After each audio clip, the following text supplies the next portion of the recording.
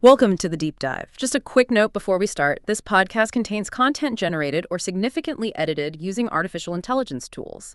All information is provided for general informational purposes only and reflects knowledge available at the time of publication. It does not constitute financial, investment, or legal advice. We recommend that you verify the information independently and consult with qualified professionals for personalized advice. So, this week, we're really diving into a report made specifically for entrepreneurial lawyers, particularly those navigating the tech landscape in Luxembourg. Think of it as a guide to mastering your tools. Exactly. We dug deep into this document titled, and this is the exact name, Legal Tech Mastery Show. Transitioning legal practice from macOS to Windows 11 on Surface Pro 11 with Snapdragon X Elite. Wow, that's specific. It is. It's basically an IT and strategy briefing rolled into one, aimed right at legal pros in investment funds, corporate, and regulatory fields. It guides you through making that specific switch Mac to Windows on this new Surface to really boost efficiency, accuracy, and, profitability. It really sounds custom-tailored. For you, the lawyer in Luxembourg, may be dealing with international clients, making that exact jump. macOS to Windows 11, specifically on Microsoft's new Surface Pro 11, running that Snapdragon X Elite chip. The mission laid out is pretty clear, isn't it? Absolutely. It's about achieving technological mastery, moving from maybe feeling like a novice on this new platform to becoming an expert. And how does it propose you get there? Well, it covers the whole journey, foundational setup, getting the device configured right, then seamless migration from your old system, mastering the core productivity tools you use every day. Like Microsoft 365, I assume. Exactly. Plus, integrating advanced AI, which is a huge focus. And finally, how to stay current, because tech moves so fast. It's packed with actionable steps and, like I said, a really heavy focus on artificial intelligence, AI, and large language models, LLMs. Okay, let's unpack this then. The report kicks off with the absolute basics, right? Getting comfortable with the hardware itself and setting up Windows 11 to really support a demanding legal workflow on that specific device, the Surface Pro 11. Right. And this isn't just a one-time setup thing. It's about mastering it when you first get the device, sure, but also ongoing maintenance to keep it running smoothly. And all the configuration, all the learning, it happens where? Directly on your Surface Pro 11. And how do you achieve this mastery? The report details things like tweaking specific settings, learning essential shortcuts, which might be different from macOS, obviously, and really understanding the unique hardware capabilities. It's all about making the experience fluid and potent for you from the get-go. Precisely. So it covers customizing Windows 11 itself, optimizing that specific Snapdragon X Elite processor, and importantly, understanding the nuances of running apps on this ARM architecture. Let's start with tailoring Windows 11. Okay. The report highlights efficiency boosters, specific Windows 11 settings for lawyers, things like personalizing your start menu and taskbar. Yeah, pinning your key software, Word, Outlook, Clio, maybe your research databases for quick access. You can even shift the taskbar icons back to the left if you prefer that matte feel. Seems small, but it reduces clicks and mental load. Makes sense. What about managing multiple windows? That's always a big one for lawyers. Ah, yes. Snap layouts. Accessed with Win plus Z. It lets you quickly arrange multiple apps like Word for drafting, Outlook for comms, a browser for research, all on one screen. The report flags this as particularly valuable, maybe even an improvement over typical macOS window management, especially on the Surface screen or with an external monitor. And virtual desktops. That sounds like macOS Spaces. Exactly like Spaces. Win plus Crassel plus D creates a new one. The report recommends using them for different cases or tasks, maybe case A research, client B drafting. Really helps keep things organized and maintains focus when you're juggling multiple matters. What about minimizing distractions? Focus sessions. That's built into the Clock app. You can use it to block notifications during those crucial deep concentration periods like contract drafting or analysis. Fundamental for accuracy in legal work, wouldn't you say? Absolutely. And File Explorer, any tips there? Improvements in search, new context menus. The report gives a pro tip. Enables show file extensions and hidden items. Better navigation through documents saves time and, crucially, prevents errors. Security is obviously paramount. Huge. The report strongly advises setting up Windows Hello facial recognition on the Surface Pro. It's secure and fast.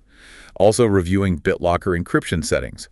Windows 11 has enhanced security like VBS, requires TPM 2.0. Leveraging these built-in features right from setup is critical for protecting your sensitive legal data. The report also lists essential Windows shortcuts, right, to cut down on mouse use? Yes, a whole table covering general commands, text editing, even specific Microsoft Word shortcuts like Alt plus Tab, Win plus D, Ctrl plus C, Ctrl plus Alt plus M for comments, F9 for updating fields. Mastering those really speeds things up. Okay, moving beyond the OS basics, what about the Surface Pro's unique inputs, touch and pen? Right. The report dives into touch and pen tips tailored for legal workflows. So the Surface Pen, the Slim Pen is mentioned. How does that fit in? Annotation is key. Direct markup in Word using the inking tools or in dedicated PDF apps. It's like marking up paper, but digitally. And note-taking. Ideal for handwritten notes in meetings or brainstorming, perhaps in OneNote or Whiteboard. OneNote even has ink-to-text conversion, which is pretty neat. Can you customize the pen? Yep. Configure the button, shortcuts, and settings, maybe launch OneNote or take a screenshot with a click. You can even get different pen tips for a different feel. Touch gestures, too. Yeah, familiarity helps, especially in tablet mode navigation, zooming, scrolling. And here's what's really interesting, especially for someone coming from macOS where pen support isn't as deeply integrated. The report positions the Surface Pen as turning the Pro 11 into a versatile digital legal pad, reviewing and annotating prospectuses, contracts, whatever, directly on screen. That's a significant workflow enhancement. Could really cut down on paper usage, too. That sounds powerful. Now, what about recent and upcoming Windows 11 updates? The report mentions some relevant ones for mid to late May 2025. Yes, KB 505841 for version 24H2, which landed around May 13th. This activates key AI features like Recall and Click to Do, specifically on these new Copilot Plus PCs, like the Surface Pro 11. Recall. That's the one that lets you search for things you've seen based on description. Exactly. Apps, websites, documents. The report suggests this could be, well, potentially transformative for finding clauses or info when you don't remember the exact keywords. And Click to Do helps you act on screen content faster, like extracting text from an image. There was another update mentioned, too, KB 5058405. Right, that was for version 23H2, but rolled into the bigger 24H2 update. It brought things like narrator speech recap, the phone link sidebar in the start menu, and better ways to organize files in File Explorer Home. And looking ahead to the rest of May, more AI. Seems like it. An anticipated feature drop, maybe KB 5058499 or KB 5058502, is expected to bring recall filter lists, a new Ask Copilot option within Click to Do, semantic search for settings, finding options by meaning, not just keywords, AI image descriptions, and narrator, cross-device resume from phone to PC, Copilot app improvements like bringing back Win plus C, Copilot Vision, and a text extractor in the snipping tool. These AI updates sound like they could directly impact productivity. Semantic search for settings sounds super handy. Cross-device resume is great if you're switching between an iPhone and the Surface. And Copilot Vision. I can see how that might help understand complex diagrams in legal or financial docs. Definitely. And the report looks even further ahead, anticipating more AI infusion in 2025. A redesigned start menu with deeper phone link, maybe an AI agent for settings, AI actions right in File Explorer for summarizing or editing, AI in Photos, Paint, snipping tool, even Notepad getting text generation summarization. Enhanced Windows search with semantic capabilities, especially on Snapdragon. Improved recall. New security features, too. So the big takeaway here, emphasized in the report, is this rapid integration of AI directly into the OS, particularly on these Copilot Plus PCs. It's shifting the OS from just a platform to, an active assistant. That's exactly the framing. Yeah. An active assistant. And this necessitates a change in mindset for you. It's moving from just finding the right app to leveraging the OS's built-in intelligence, the potential payoff.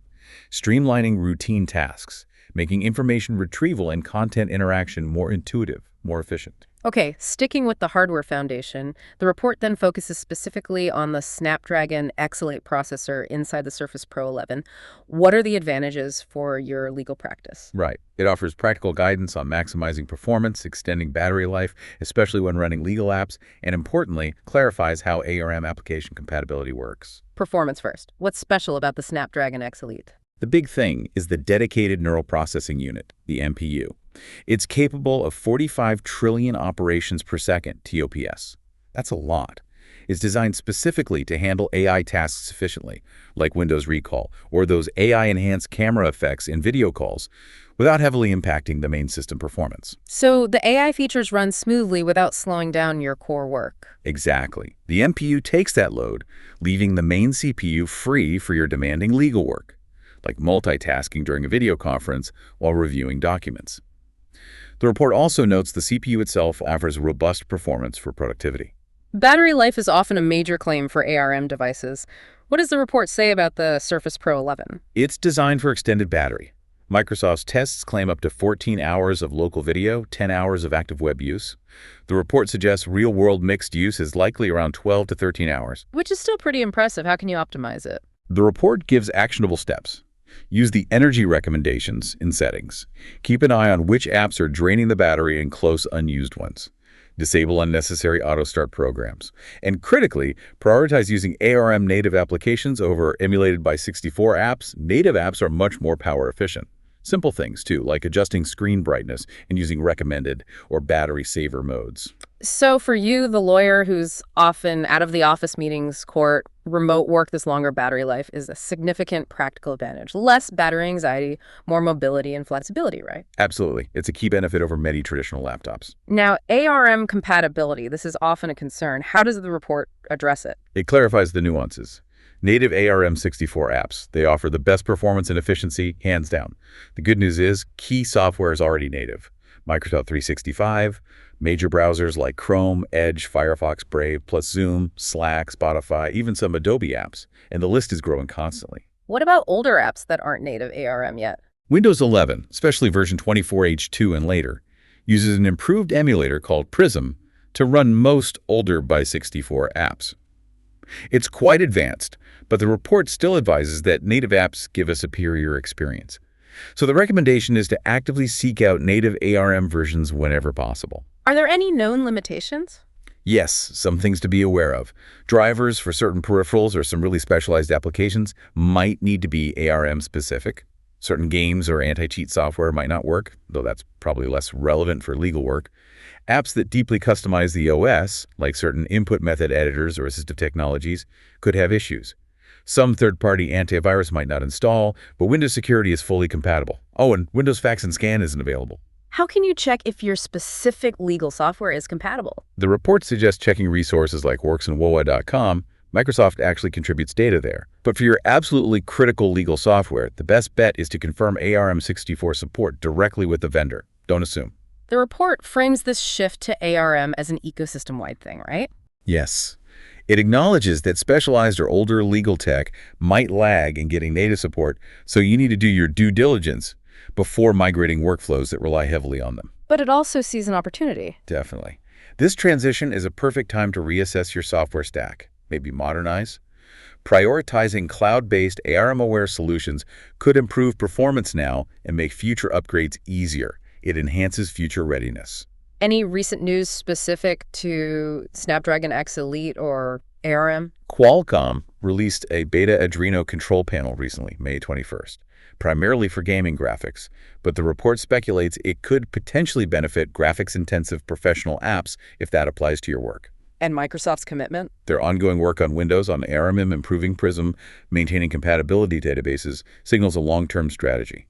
The report suggests this reinforces the platform's viability for professional use, which should be reassuring if you're investing in a device like the Surface Pro 11. Okay, let's shift focus now to the migration itself. This section of the report seems aimed squarely at you, the lawyer moving from macOS and iOS, and needing to manage that transition while keeping your Apple devices integrated. Exactly. It's about these strategies and tools for a smooth move to Windows 11 and how to effectively manage, say, your iPhone or Apple Watch alongside your new Windows PC. This is crucial during initial setup, but also for ongoing think in your daily work. And this all happens at the interface between Apple and Windows. The report explains how using specific software, cloud services, data migration techniques, all aimed at minimizing disruption and keeping you productive across all devices. Right. It covers migrating data from your Mac, transitioning applications, and managing those iOS devices. Let's start with the macOS to Windows 11 data migration. What's the recommended strategy? Prioritize cloud services. First iCloud, Google Drive, Dropbox, OneDrive. If your files, photos, documents are already there, it's often the simplest way. What about large amounts of local data? An external hard drive is the way to go, maybe for a full backup too. The report recommends formatting it with XRT, which works on both Mac and Windows. And for Microsoft 365 users? Leverage OneDrive heavily. You can sync your Mac's documents, desktop, and pictures folders directly to OneDrive. Then they're just there on your Surface Pro 11. Seamless. Email, contacts, calendars, how does that work? If you use Exchange, Office 365, or Gmail, it should just sync automatically when you set up Outlook on Windows. If you're deep into iCloud for this, there's the iCloud for Windows app. It integrates with Outlook, though the report notes you might need an @icloud.com address for it to work best. And the report really stresses this. The integrity of your calendar and contacts is absolutely vital. Using these established cloud sync methods is the best way to prevent data loss or scheduling chaos during the switch. Okay, data moved. What about applications? Identify Windows equivalents. Good news. Most mainstream Mac apps, M365, Adobe browsers have Windows versions. The work is finding alternatives for any niche Mac-only apps you rely on. And verifying compatibility is key here, right? Especially for critical legal software. Essential. Check for Windows compatibility, and ideally, native ARM64 support for everything crucial, case management, billing, e-discovery tools. Cloud-based solutions like Clio often work fine on both via browser, which simplifies things. What if an app doesn't have cloud sync for its data? Check for export options, CSV, XML, that kind of thing, and see if the Windows equivalent can import that data. Can you run macOS on the Windows machine, like Parallels on a Mac? But the report mentions this, but with big caveats. It's not straightforward or officially supported like running Windows on Mac. If a legacy Mac-only app is absolutely mission-critical and has no alternative, the report suggests maybe keeping an older Mac around or looking into cloud-hosted versions if they exist. Not ideal. But again, the report frames this migration as a perfect chance to reassess your software toolkit. Maybe ditch some legacy stuff. Prioritizing cloud-based, cross-platform apps makes this transition and future ones much smoother. Adds flexibility. And finally, getting used to the new interface. Yep. Familiarizing yourself with Windows UI Start menu, taskbar, File Explorer, settings, and learning those Windows keyboard shortcuts, often using Control instead of the Mac's CMD, as we mentioned earlier. The report covers these. Okay, what about managing your iPhone or Apple Watch with the Windows 11 PC? Practical tips here too. For photos and videos, iCloud for Windows syncs them, or import directly via USB using the Windows Photos app. Another really good option the report highlights is the OneDrive app on your iPhone. Set it to auto backup your camera roll, then your photos are seamlessly available on your Windows PC. That sounds crucial for lawyers capturing images or video for cases. Getting that evidence easily into case files. OneDrive seems like a robust solution there. Definitely. For general files, just use cloud storage apps, OneDrive, Google Drive, Dropbox on both iPhone and PC. Keeps everything in sync. Music and media. Apple actually provides Apple Music and Apple TV apps for Windows now. And there's the Apple Devices app for Windows, which is like the new iTunes, manages local media sync, device backups, updates. Backups. Stick with iCloud. Advisable to keep iCloud as the primary iPhone backup. But the Apple Devices app on Windows can create local backups too. Having both gives you valuable data redundancy. And the Apple Watch. That's still primarily managed via the paired iPhone. No direct Windows management app. Health data syncs to the iPhone, gets backed up with it. Your main interaction point stays the iPhone. And there are improvements coming here too. Windows 11 Phone Link got better recently with that new Start menu sidebar for calls and texts. Upcoming features include deeper phone link integration in a redesigned Start menu, and that cross-device resume feature, start something on your phone, pick it up on your Surface. So the takeaway seems to be, while Apple's ecosystem is known for tight integration, Microsoft is actively working to make the Windows experience much better for iPhone users. Managing both is getting easier, removing a traditional pain point for switchers. Exactly. That friction is reducing. All right, let's shift to core productivity. This next part of the report focuses on you, the lawyer, and your daily grind handling legal tasks, managing firm data. It's about becoming a power user of Microsoft 365 and setting up a secure, efficient cloud data strategy. Yes, this applies to your core legal work day in, day out.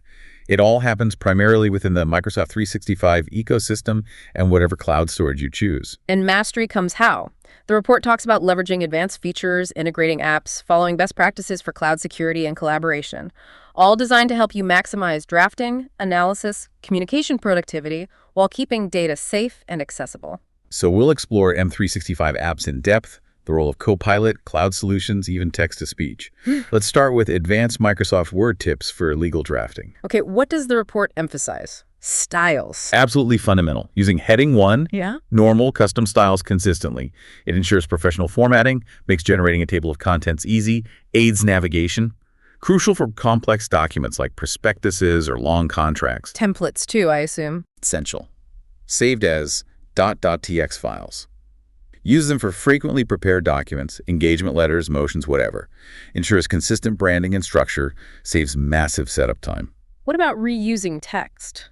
Quick parts and auto text, Store common legal clauses, signature blocks, firm details.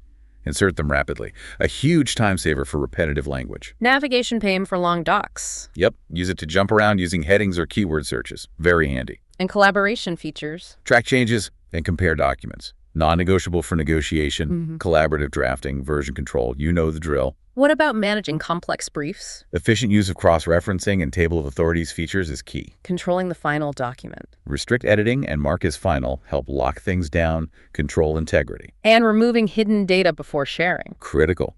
Use the document inspector to strip out potentially sensitive metadata, author info, revision history. Essential for client confidentiality. And the pen input comes up again here. Yes. The report mentions using the Surface Pen for direct markup and comments within Word, linking back to that hardware capability. Okay, beyond Word, what about OneNote? The report positions it for case management. Yes, and note-taking.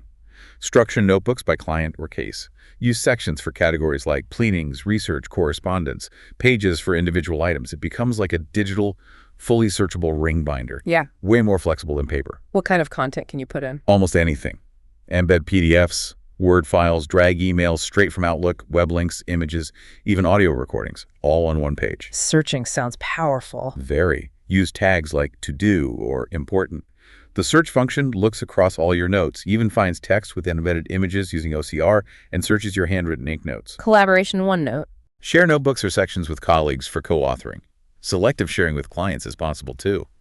And the Outlook integration is tight. Send emails or meeting details to OneNote. Create Outlook tasks right from your notes.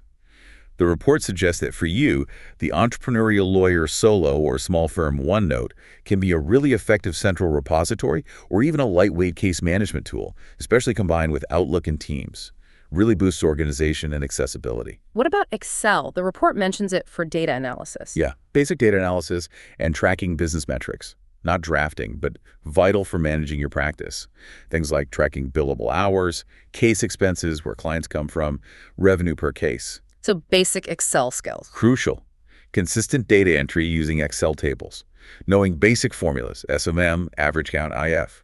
Using sorting and filtering. Pivot tables. Sounds advanced. Even beginner-level pivot tables are powerful. Summarize data quickly, revenue by practice area, expenses by type.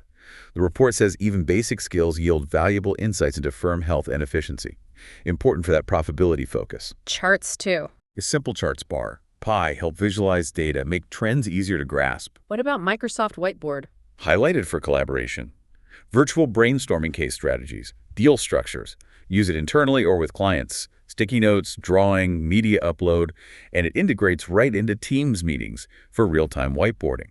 The report sees Whiteboard as offering a more dynamic, visual space than just sharing static docs, especially for complex transactions or litigation strategy sessions, more engaging. And the integration between Outlook and Teams is a recurring theme. Yes, fostering a unified communication and collaboration platform, reduces context switching, keeps everything related to a matter together. Any specific Outlook tips for lawyers in the report? Several. Schedule send emails to arrive during business hours. Use rules and categories to manage the inbox chaos. Quick parts templates for repetitive emails. Drag emails to your calendar to block time or create meetings. Pin important emails. Use @mentions to flag emails for team members. And Teams for legal practice. Organize channels by client or matter for focused discussion and file sharing. Use private channels for sensitive info. Integrate with OneNote for meeting notes. Record Teams meetings with consent, of course, for transcription and review. Copilot can help summarize those recordings too. Recent Teams updates. May 2025 updates brought a smaller incoming call window, easier channel creation, pop-out, live captions, little things aimed at improving usability, reducing interruptions. The main point is this tight M365 integration reduces context switching and really improves the information flow around your legal matters. Okay, now we get to the really interesting part, a major focus. Microsoft Copilot for legal tasks, the integrated AI assistant. Exactly. It's across M365 apps, Word, Excel, PowerPoint, Outlook, Teams, and also has a standalone chat interface. What are the specific legal use cases the report details? Drafting. Yes. Generating initial drafts of emails, simple agreements, letters, memos. Copilot can do this based on your prompts or even by referencing other files in your system. AI tools can also suggest standard template language. Research and analysis. Summarizing lengthy documents, email threads, meeting transcripts is a big one. Using LLMs to help identify relevant precedents, but and the report is very strong on this, you must rigorously verify everything against primary sources. AI can hallucinate. A key application is analyzing large text volumes quickly, like in due diligence for M&A or reviewing fund prospectuses. Copilot and Word can now even reference PDF and TXT files when building presentations. What about Google's Notebook LM? You mentioned that earlier. Right. The report highlights it as a way to create a personalized AI research assistant grounded only in your uploaded sources legislation internal files. This creates a powerful, focused research tool and significantly reduces the risk of irrelevant or hallucinated information from the AI. Communication assistance. Drafting email replies in Outlook, summarizing Teams meetings, and identifying action items. LLMs can help rephrase complex legal jargon into plain language for clients. Automated translation too, but human review is essential. Case management support. Summarizing meeting notes, maybe from Plot AI or Teams recording, helping organize documents by content, potentially identifying deadlines or tasks mentioned in communications. Business development. How can AI help there? AI chatbots on your website for initial inquiries, basic Q&A, scheduling consultations, personalizing email marketing, optimizing ad campaigns. LLMs assisting with drafting blog posts or website content again must be reviewed and validated by you. AI-driven SEO tools, analyzing client feedback sentiment. And regulatory and compliance work. Analyzing new regulations, identifying changes, supporting compliance checks against policies, helping draft internal policies or update privacy notices, especially in response to new AI usage rules. The common thread the report identifies across all these uses. AI's power in processing huge amounts of text and automating repetitive, demanding tasks. For you, in document-heavy fields like funds, corporate, or regulatory, this means potential time savings. It frees you up to focus on the high-value stuff, strategic advice, client relationships, complex problem-solving, the human element. Okay, but getting useful results from AI depends heavily on how you ask, right? Prompt engineering. What best practices does the report suggest for legal tasks? This is crucial. First, specificity and clarity. Define your objective, the output format you want, the tone, the audience. Be precise. Context is key, I imagine. Context is everything, as the report puts it. Include the relevant jurisdiction, laws, case details, client situation. The more relevant context you give, the better the output. Assigning a role helps too. Act as a Luxembourg corporate lawyer. Use precise legal terminology. It's an iterative process. Yes. Start broad, then refine. Break complex tasks into smaller steps, sometimes called chain-of-thought prompting. Highlight the key points you need addressed. What about asking for sources or citations? The report seemed cautious. Extremely cautious. You can ask, but you must always independently verify everything against primary legal sources. AI models can and do make up citations or get facts wrong. M365 Copilot, when using your organizational data, aims to ground responses. But human verification remains absolutely non-negotiable for legal work and ethical prompting. Data confidentiality. Design prompts to minimize bias. And crucially, the report really hammers this home. Do not input confidential client information or sensitive personal data into public AI platforms. Only use platforms with enterprise-grade privacy guarantees, like M365 Copilot within your secure tenant, or fully anonymized data first. Robust data security protocols are essential. So effective prompting is a skill that requires understanding the law, understanding the AI, and lots of practice. Exactly. It's a blend of legal expertise and AI interaction skills. The report also compares specific LLM models and mentions token windows. What's the significance of that for lawyers? Right. A token is roughly 34 of a word. A larger token window means the AI can process and remember more context from your input at once. This is vital for legal tasks involving long documents. Which models have large windows? GPT 4.5 from OpenAI, Feb 25, had 128,000 tokens. Good baseline. But the newer GPT 4.1 family, April 25 4.1 mini, Nano boasts a massive 1 million token window. That's a huge jump. Knowledge cutoff May 2024. Available in the ChatGPT app. Google's Gemini 2.5 Pro, Mar 25, also hit that 1 million token mark. It's described as the thinking model, strong on reasoning, long context. Knowledge cutoff Jan 2025. Google's pushing deep research capabilities too. Claude 3.7 Sonnet from Anthropic, Feb 25, has 200,000 tokens. Good for long writing, reasoning. Others, like Meta's Llama 4 Maverick, are reportedly claiming even more, like 10 million tokens. But the report notes that needs validation. So what do these huge token windows really mean for lawyers? The primary advantage is analyzing entire lengthy legal documents, contracts, prospectuses, pleadings, without needing to manually chop them up. Better coherence when summarizing or answering questions about the whole document. More effective for tasks like finding all instances of a clause, checking consistency, comprehensive due diligence. But it's not a magic bullet. No. The report notes the effective context window might be smaller than the max, especially for complex reasoning. Performance can degrade. You might still need some strategies for splitting extremely long or complex docs, but it's a major step forward. What about using voice modes on these LLMs for training simulations? Interesting area. ChatGPT Plus with GPT-4 offers real-time natural voice conversations. It can even pick up some nonverbals. Emotion, use case, simulate client interviews, practice negotiation, get feedback on delivery, support screen sharing too. Gemini Advanced. Also strong multimodal, audio in-out. Advanced reasoning makes it suitable. Native audio output coming. Use case. Practice explaining complex fund structures. Simulate Q&A sessions. God. Report doesn't detail a similar real-time interactive voice mode for simulations. Notebook LM had an audio feature. Yes, audio overview. Turns your uploaded sources into an audio discussion. Use case. Listen to summaries of case materials on your commute. Create audio quizzes from study texts. The report sees these voice LLMs as a novel, accessible training tool, especially for solo small firms. Practice soft skills, client interaction, test understanding dynamically, low cost, readily available. The report includes a comparison table for these LLMs. Yes, summarizing models, developers, release dates, token windows, cutoffs, key legal features, suitability examples as of May 2025. Very useful snapshot. Beyond using the web interfaces, the report discusses using APIs to integrate AI. What are the pros and cons? Let's start with OpenAI's API. Pros. Access to powerful GPT models. Cons, risks. Strict terms. You are solely responsible for outputs and use. Legal advice use cases are restricted or prohibited without approval. Big data privacy obligations, GDPR, CCPA.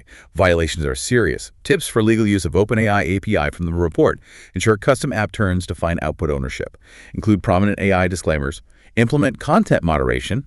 Robust data security is paramount. Google AI Studio for the Gemini API. Pros. Access to Gemini models. ProFlash. That huge 1M token window, thinking capabilities, multimodal, Vertex AI enterprise platform, live API option, cons, usage costs, rate limits, adherence to Google's responsible AI guidelines. Tips for Gemini API. Choose the right model. Pro versus Flash. Leverage Vertex AI tools. That large context window is a big plus for legal docs. Claude AI API from Anthropic. Pros. Strong emphasis on AI safety, reliability, ethics.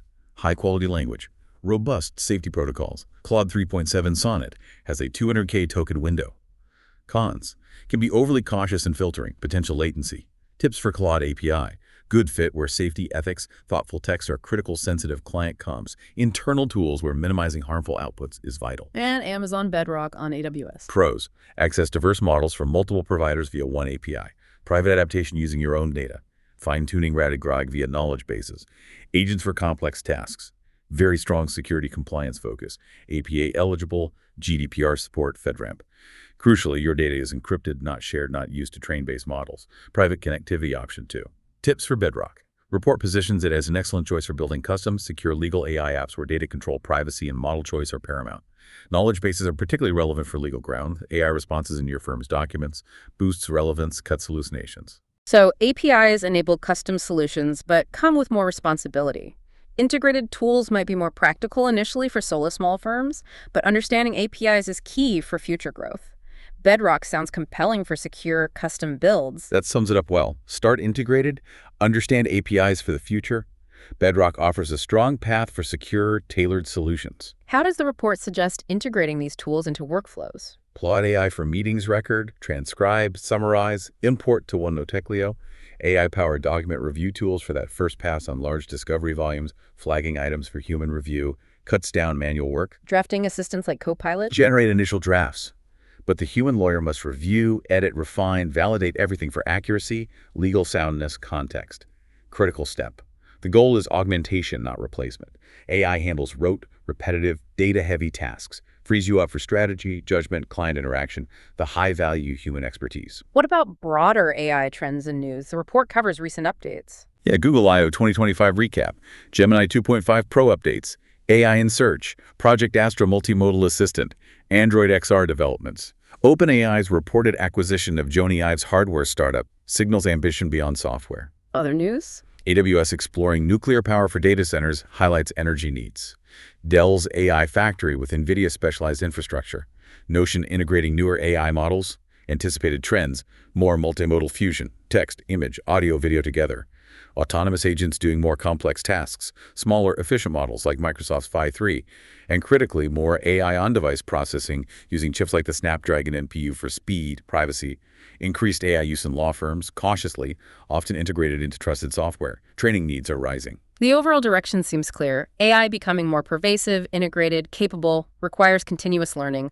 On-device AI and private deployments like Bedrock are key for handling sensitive legal data responsibly. And the report notes this creates an opportunity. Cautious adoption plus recognized training needs means you, as an entrepreneurial lawyer, can gain an advantage by becoming an early skilled adopter. Okay, now for a really critical section mandated by the source report, especially for those in investment, funds, and regulatory law. AR, law and regulation in Luxembourg and the EU. Right. Who does it apply to? Providers and deployers, users of AI systems in Luxembourg law firms, financial institutions included, Yeah. compliance with the EU AI Act, and Luxembourg's national laws. When does this happen? EU AI Act in force August 2024, but phased applicability. Ban on prohibited systems. Feb 2, 2025. GPAI rules. Aug 2, 2025. High-risk obligations. Aug 2, 2027. Luxembourg's Bill N degrees 8476 submitted Dixtrain 23, 2024. Where? EU-wide, including Luxembourg with extraterritorial reach, how to comply, understand risk categories, implement governance tech measures, manage data, stay updated. For whom? Anyone involved with AI systems in the EU. The EU AI Act uses a risk-based approach. Unacceptable risk systems are banned from Feb 2, 2025 social scoring, real-time biometric ID, with exceptions, manipulative AI. High-risk systems face tough obligations from Aug 2, 2027. These are listed in Annex 3, things like recruitment, credit scoring, justice admin AI plus safety components. Providers have huge obligations. Risk management, data governance, documentation, human oversight, accuracy, robustness, cybersecurity, conformity assessments. And the report points out, if you use AI for screening CVs, or your client uses AI for credit scoring, that's likely high-risk AI. You need to be ready to advise on this and ensure compliance. Limited risk systems. Transparency obligations from Feb 2, 2025. AI interacting with people, chatbots, or generating content, deepfakes, AI text. Users must be told it's AI. Article 50. So if you put an AI chatbot on your website, you have to disclose it. AI-generated marketing text. Indicate it. That's the rule. Minimal risk is largely unregulated. What about the big LLMs like GPT? They fall under general purpose AI, GPAI rules, applying Aug 2, 2025. Providers must document, provide instructions, have a copyright policy. GPI with systemic risks fakes stricter rules. Primary compliance is on the provider, but you as a deployer need awareness for responsible use. What are the obligations for deployers, the users of high-risk AI? Ensure human oversight. Use the system as instructed. Monitor it. Keep logs if you control it. Inform the provider of serious incidents. A fundamental rights impact assessment might be needed. Penalties for non-compliance sound steep? Very. Up to 35M or 7% turnover for prohibited systems. Up to 15 euro or 3% turnover for other non-compliance. Significant fines. There's a European AI office now. Yes, within the Commission. Supports consistent application, enforces GPAI rules, coordinates with national authorities. And AI literacy rules. Yeah. Effective Feb 2025. Yes. Providers, deployers must ensure relevant staff have sufficient AI literacy, understand capabilities, limits, risks, opportunities for effective, responsible use. This directly implies a need for training for you and your team. What about Luxembourg's specific implementation? Bill N degrees 8476. Aligns with the EU AI Act, designates national authorities. Who are the key authorities in Luxembourg? The CNPD, Data Protection Authority, is central. It's the notified body for certain high-risk AI and the single point of contact for the AI Act in Luxembourg. Others involved. Illness, CSSF, financial sector, ALNA are designated as market surveillance authorities in their sectors. The bill mandates AI regulatory sandboxes. Yes, within authorities' areas. Allows businesses, especially SME startups, to test innovative AI in a controlled environment, a valuable opportunity for legal tech innovation. CNPD's big role highlights the tight link between AI regulation and data protection. Sandboxes offer a path for testing aligned with rules. Where does Bill N degrees 8476 stand now, May 2025? Under deliberation in the Chamber of Deputies.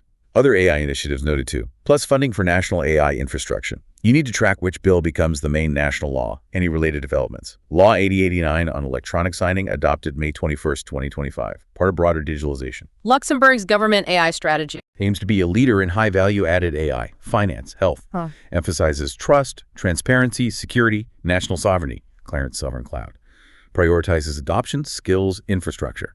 Now, specifically for funds and regulatory lawyers, the CSSF and BCL's review on AI in the financial sector, published May 16, 2025, yes, their second thematic review, examined AI adoption, focused on Gen A risks, surveyed hundreds of financial institutions last year, expanded scope significantly. Digital strategies, AI investments, setups, use cases, Gen AI versus ML, trustworthiness, bias, explainability, oversight. Key findings included initial analysis of AI use case risk classification under the EU AI Act, highlighting areas needing attention from financial firms. The full PDF report has the detailed findings for fund managers, IFM, SAIFMs, and granular risks. And this leads to a critical point the source report itself makes absolutely clear. For you, the lawyer in investment funds and regulatory law, getting and thoroughly studying that full CSSF-BCL thematic review on the use of artificial intelligence, PDF, May 16, 2025 on csff.u, is priority one. It's essential for understanding current AI trends, specific risks, and emerging regulatory expectations directly impacting your clients. The CSSF is using AI itself. Yes, using the Clarence Sovereign Cloud to develop AI for internal processes, demonstrating secure adoption. DORA, the Digital Operational Resilience Act, is also important. FAIRY, in force, Jan 17, 2025. New obligations for financial entities on ICT risk, incidence testing, third-party risk. CSSF circulars in April 25 align national rules, and the report stresses the interplay between DORA and the AI Act. Many AI systems rely on ICT cloud providers. Compliance with both is essential for financial clients. ESMA activities are also mentioned. Yes, final report on crypto market abuse supervision, April 25. Ongoing consultations on AIFM regulation. Joint consultation with UK FCA on fund tokenization guidance. So ESMA's work influences how AI might be used in crypto, funds, tokenization, creating potential new compliance needs. Exactly. It all feeds into the regulatory landscape. The report also synthesized analysis from supporting sources, Luxembourg law firms, consultants, ALFI. They confirmed the main themes: CNPD's central role, scale of sanctions, sandbox mandate, cybersecurity DORA importance, AI use cases, risks in finance, fraud, AML, ethics, phased AI Act rollout, GPI rules, provider-deployer obligations. ALFI's focus on workable regulation is noted. Also, analysis suggests AI currently mostly informs human decisions in finance, rather than being fully autonomous for core tasks like portfolio management. Budget expertise are factors in adoption. Given all this, legal documents need updating, right? Definitely. Privacy policies must reflect AI use, data processing, terms of service for AI services need disclaimers. Internal AI usage policies are crucial for employees. Use data handling, ethics, AI literacy. Client engagement letters might need AI disclosure. Vendor contracts for AI need scrutiny. Data ownership, security, AI Act compliance, liability. Fund prospectuses kids might need AI risk disclosure if significant. Corporate governance needs to consider AI risk oversight. Wow. It's a complex, fast-moving area right at the intersection of law, tech, and compliance. Deeply intertwined, yes. Okay, finally, the report touches on the command line interface, often seen as very technical, but it's presented as a beginner's guide. Exactly. A safe introduction to Windows PowerShell or command prompt for practical tasks, emphasizing safety and using AI to help. It's for you, the lawyer, seeking basic command line skills for efficiency. Covers fundamentals like navigating folders, listing files, creating folders, copying, moving. When would a lawyer use this? For specific file operations or simple automation tasks that might actually be quicker via command line than clicking through the GUI. It happens within PowerShell or command prompt on Windows 11. And the how is key. Learn basic syntax, understand the output, and critically leverage AI tools to generate and explain commands. Adds an efficiency tool without needing deep programming skills. The report explains the difference between command prompt, cmd.exe, and PowerShell. Yep. CMD is older, simpler. PowerShell is modern, powerful, uses CMDlets. PowerShell is generally preferred for scripting management.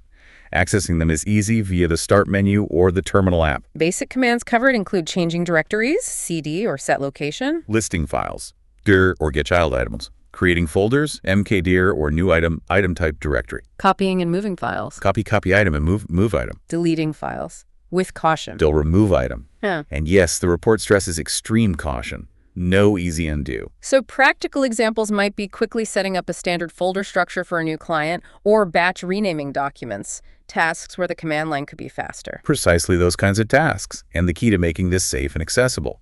Using AI to help. Describe the task clearly to Copilot, ChatGPT, Gemini, whatever. Specify PowerShell or CMD. Ask the AI to explain the command it gives you. Absolutely, line by line. Ask about safety precautions, potential issues. The report gives an example prompt. Ask for a PowerShell script to create standard subfolders, pleadings, correspondence, etc., inside a new client folder. Explain how it works and give safety tips. So AI takes the fear out of it, turns it into a guided tool for simple automation. That's the idea. Makes it much less intimidating. Wow, that really was a deep dive into this legal tech mastery report. We covered, well, everything from the ground up, setting up the Surface Pro 11 with Snapdragon, mastering Windows 11. Migrating from macOS, keeping your iPhone integrated, becoming a power user of Microsoft 365, setting up that secure cloud data strategy. And then the huge section on leveraging AI and LLMs, specific legal use cases, prompt engineering, the different models and platforms. And navigating that critical, complex landscape of AI law and regulation in Luxembourg and the EU.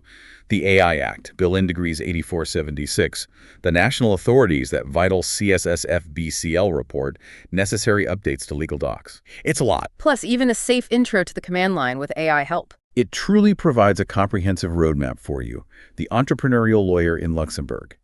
It's about achieving tech mastery to boost efficiency, security, and gain that competitive edge. And the big takeaway seems to be that tech, especially with AI deeply integrated, isn't just a tool anymore. It's becoming an active assistant, demanding new skills prompting, understanding the regulations specific to your practice and jurisdiction. Which leads to that important question for you to think about. How will you proactively integrate AI? Not just for efficiency, but in a way that guarantees full compliance with the new AI rules, especially in Luxembourg's specific financial and corporate legal context. How are you going to build that essential AI literacy for yourself and your team? And don't forget the report's strong nudge for those in funds and regulatory law. Get that full CSSF-BCL thematic review. That seems like a crucial next step to stay properly informed. And that concludes our deep dive into the Legal Tech Mastery Report for this week. The report itself finishes with a final statement and disclaimer, which we'll share now as its closing message. This podcast contains content generated or significantly edited using artificial intelligence tools. All information is provided for general informational purposes only and reflects knowledge available at the time of publication. It does not constitute financial, investment, or legal advice. We recommend that listeners verify the information independently and consult with qualified professionals for personalized advice. Hit subscribe, like Legal Tech Mastery.